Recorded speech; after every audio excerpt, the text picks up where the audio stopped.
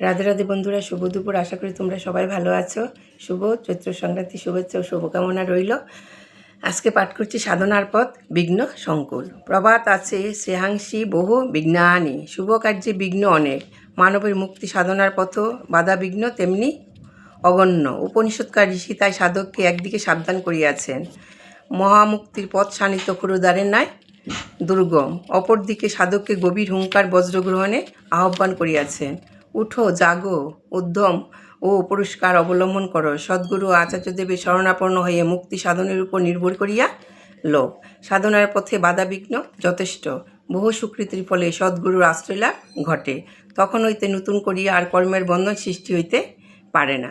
পূর্ব জন্মাকৃত দুষ্কৃতির প্রভাব শরীর ও মনের উপর বিদ্যমান থাকায় যখনই মনকে সদ্গুরু প্রদর্শিত সাধন মার্গে চালাইতে থাকিবে, তখনই নানা প্রকার শারীরিক ও মানসিক বাধা বিঘ্ন, সন্দেহ, রোগ সুখ আসিয়া জুটিতে থাকিবে। আলস্য, নিদ্রা, জড়তা, অনিচ্ছা, নিরুৎসাহ, প্রভাব, অভাব, বিরক্তি, সংশয়, সন্দেহ, অবিশ্বাস ইত্যাদি আসিয়া পদে পদে সাধনানুষ্ঠানে বাধা সৃষ্টি করিবে।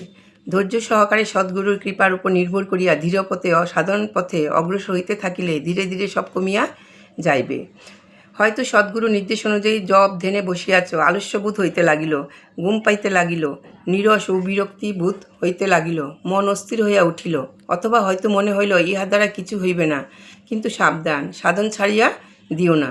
জোরপূর্বক ওষুধ খাইবার মতন কলের ন্যায় বিশিষ্ট প্রক্রিয়া ও জপ ধ্যানাদি করিয়া যাও, ক্রমে আনন্দ ও রস পাইবে। শরীর ও মনের রজতম গুণ কমিয়া যাওয়ার সঙ্গে সঙ্গে মন স্থির হইয়া হৃদয় ও ভক্তি শ্রদ্ধাপূর্ণ হইয়া উঠিবে। রাধে রাধে বন্ধুরা, তোমাদের পাঠ কেমন লেগেছে কমেন্ট করে জানাবে। এই বলে আজকে এখানে শেষ করছি।